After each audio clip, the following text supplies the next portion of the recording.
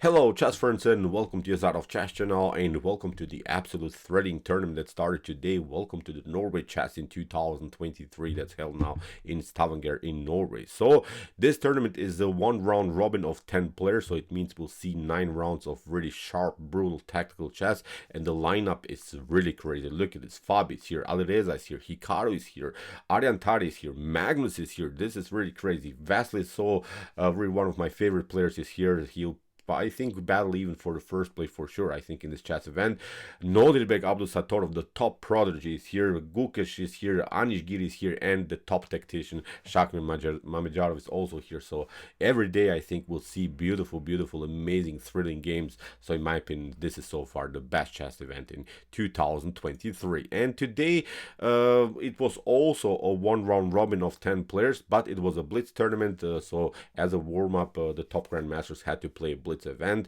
and at the end of the video I'm going to reveal who was the winner of the Blitz event, because the Blitz chess was also amazing, but of course with many inaccuracies, mistakes or blunders, but we know the winner, and it's really a surprise who won this beautiful chess event. And then tomorrow they play classical chess, and we'll see, as I said, many great games for sure. So we are starting now the Blitz section with an amazing game of top prodigies. We have here Nodirbek, Abdusattorov against Gukesh.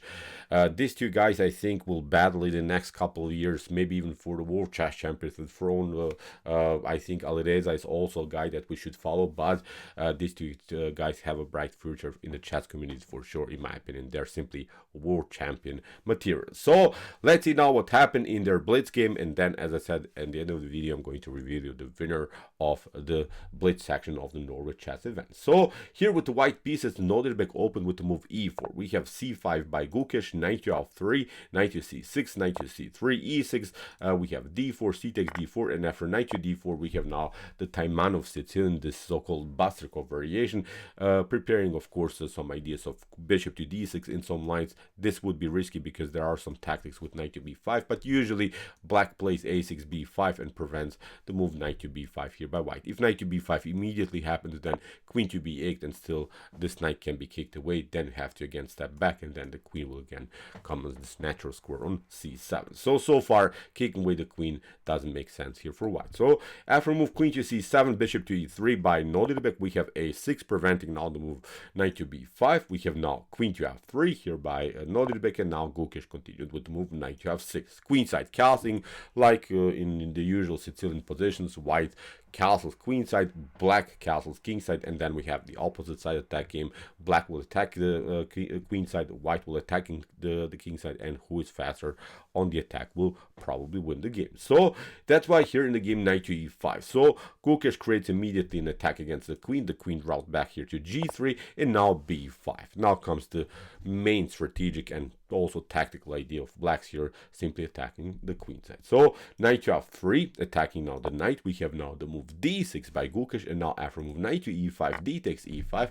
Okay, black has now a double pawn structure, but made, I think, so far great progress here on the queen side. So black is already attacking the queen side. Meanwhile, white never really attacked anything here on the king side. So when we count who is faster on the attack, I think black is slightly more active. I would not say is better, but I think the activity of blacks here on the queen side is perfectly fine.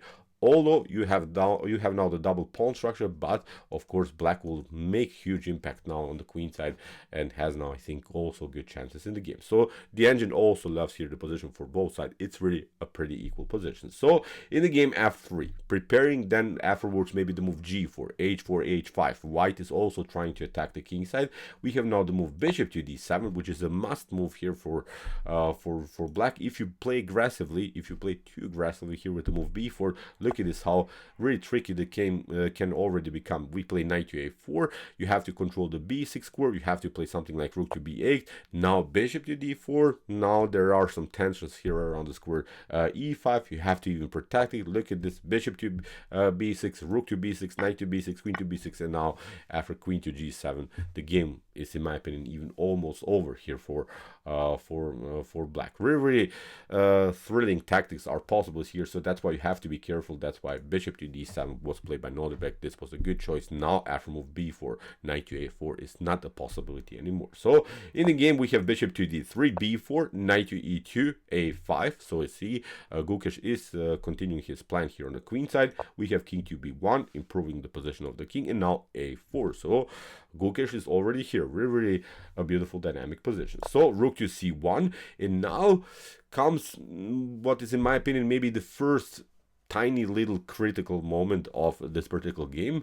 Now Gukesh had, I think, good chances to make further progress. Rook to c8 is a good move for sure, and also knight to h5, attacking the queen, kicking away the queen from this active square on g3. Both of these moves are really good, and now Gukesh makes maybe his really first inaccuracy with the move g6. I'm not saying it's a mistake or inaccuracy that will cost you the whole game, but this was really unnecessary. You can play afterwards maybe the move g6, but first I think you kick away the queen, and then maybe you can also make further progress here on the queen side. But after move g6, queen to f2, again Gukesh is a little bit vulnerable here on dark squares. In the game he tries now desperately to get the bishop into the game and also to secure the king by castling. But let's see now with the move h4, you have to block out now the position with the move h5, and now bishop to g5.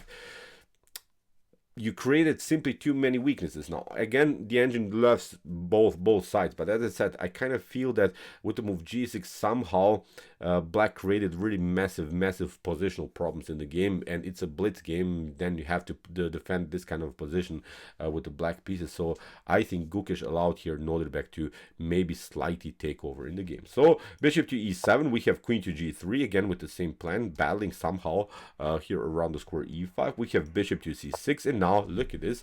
This tactic is still working. Knight to d4, so attacking now the bishop. The threat is of course something like knight to c6, queen to c6, and then to pick up the pawn on e5. And here in the game, knight to d7 was played by Gukesh. We have bishop to e7, and see now after king to e7, your king is stuck in the center of the board. That's the position I think that Gukesh didn't want to get. The king is simply endangered by the queen's activity, and also have many problems now on dark squares. Maybe also the d and e file could be opened with the move f4, f5. So many moves come to my mind, but only for white. I think black is simply now on the defensive side. So rook to d1 was played by here by Nodirbek. We have rook to d8 competing now on the d file. c3, good move here by Nodirbek. I really loved his move because he forces here Gukesh to pass through, and after move b3 we have now the move a3, and basically white solved all of the positional problems here on the queen side. You see now the pawn structure is blocked, no pawn movements are possible, and that's the position that black never wants to get in the Sicilian. You can even sacrifice sometimes some pawns. I think black would love even to continue the game without the b pawn. So that's really the position that we didn't want to get from black's perspective. Now everything is blocked out, everything is compact on the queen side, and I don't see how black is going to make progress in any way now on this side of the board. So good defensive moves here by Nodirbek. So we have now the move queen to b6, and this was now really the main mistake I think here by Gukesh. He simply got out of the defense. He had to play now the move knight to c5, attacking now the bishop on d3, because look at this. You can maybe play the move queen to g5. When the king dropped back to f6, you can maybe play knight to c6, but after queen to c6 you don't have time to pick up here the pawn on e5.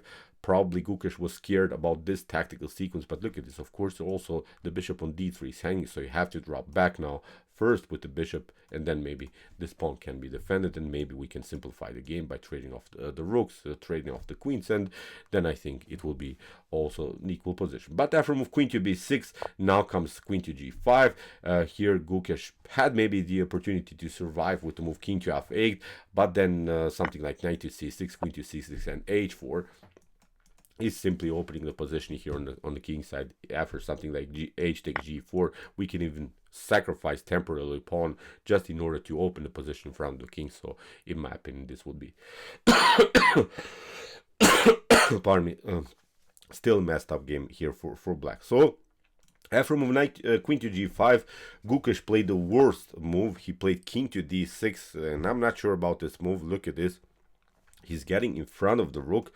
So now a top grandmaster like Nodirbek is not missing his chances. He plays now, of course, knight to b5. This is the way to go. Bishop to b5, bishop to b5 comes with the check. The king drops back here to c7, but now after a couple of trades of pieces, we have now queen to e5, and the position is falling apart. The king is naked.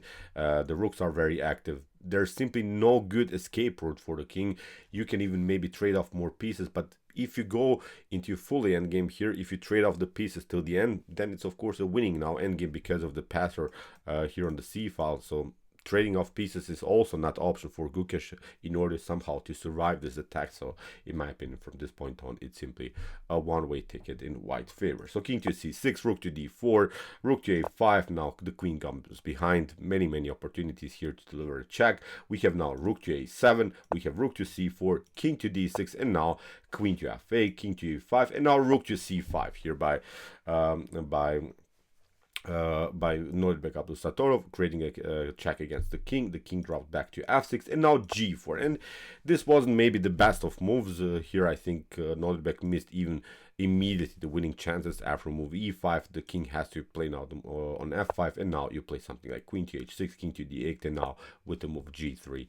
In my opinion, there's simply no good defense against this move queen to f4. You can maybe sacrifice some material, but the game would be over. But okay, instead of this move e5, Nodirbek played the move g4. Is also good because the position is bad anyway here for Gukesh. We have e5, we have queen to h8, king to e7, rook to e5. Again, a beautiful check. The king drops back to d6, and now rook to d5. Again, a new check. The king has to go here to c6, and after queen to f6 in this position here Gukesh resigns. So let's see possible continuations. Of course, if you drop back here to c7, then we play first rook to d7, and then the king has to step back from the defense of the queen, and now we pick up the queen.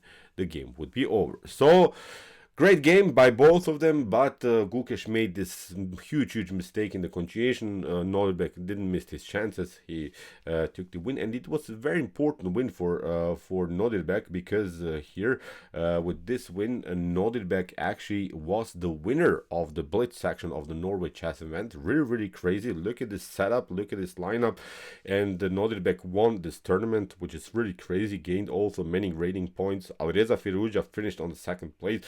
Magnus Carlsen finished only on the let me see, on the 5th place, pardon me, on the 6th place.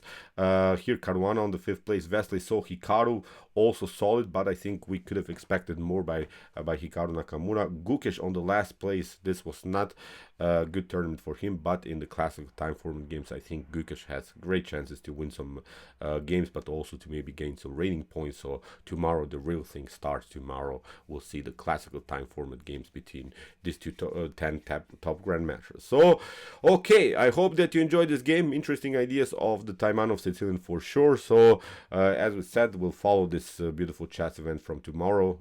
Be prepared. This will really be a dynamic week for us for sure. So okay, what to say? See you soon with some more videos, and chess is the best, of course.